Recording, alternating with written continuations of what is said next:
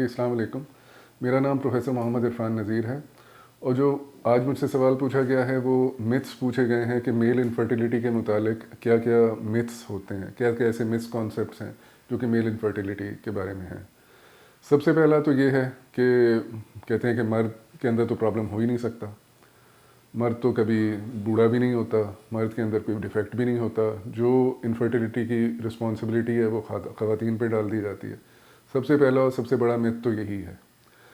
Infertility के जो couples होते हैं उनको हम 4 में डिवाइड करते हैं। उसमें से एक ग्रुप ऐसा होता है कि जिसके अंदर फीमेल्स के अंदर प्रॉब्लम होता है, दूसरा ग्रुप होता है जिसके अंदर मेल्स के अंदर प्रॉब्लम होता है, तीसरा होता है जिसके अंदर दोनों के अंदर प्रॉब्लम होता है, लेकिन चौथा जो सबसे बड़ा और सबसे इम्पॉर्टेंट है वो ये है कि ना मेल में कोई प्रॉब्लम है ना फीमेल में कोई प्रॉब्लम है और बच्चे फिर भी नहीं हो रहे। ये अल्लाह ताला की मर्ज़ी, नहीं हो रहे। अब इसके अंदर ये कहना कि मेल के अंदर तो मसला हो ही नहीं सकता, ये तो इंतहाई गलत बात है, क्योंकि हमारे प्रैक्टिस और हमारी साइंस के मुताबिक मेल्स के अंदर उतने ही प्रॉब्लम्स होते हैं जितने फीमेल्स में हो सकते हैं। दूसरी चीज़ ये कहा जाता है कि मेल की उम्र से कोई फ़र्क नहीं पड़ता, ये भी सही नहीं है।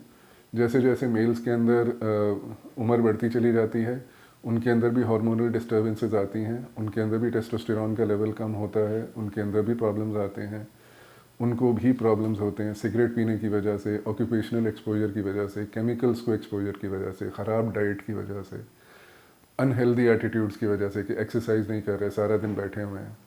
तो इन सब वजूहात से मेल्स के अंदर भी बहुत सारे प्रॉब्लम्स होते हैं। तो ऐसा कहना कि मेल्स के अंदर इनफर्टिलिटी के कोई मसाइल नहीं होते बहुत गलत होगा और हमें इन चीज़ों से आगे बढ़ना चाहिए। बहुत मेहरबानी, शुक्रिया।